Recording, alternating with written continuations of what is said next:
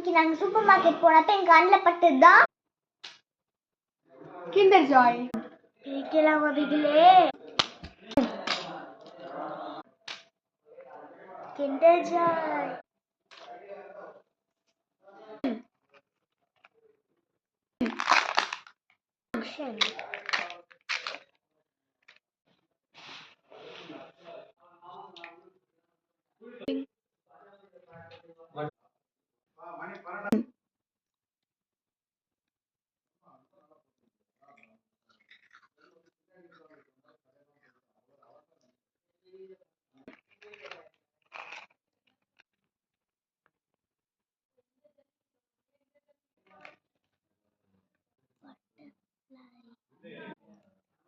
இது வந்து இதோட ரேகா பிளேஸ்க்குள்ள ஸ்டோரேஜ் வச்சுக்கலாம்.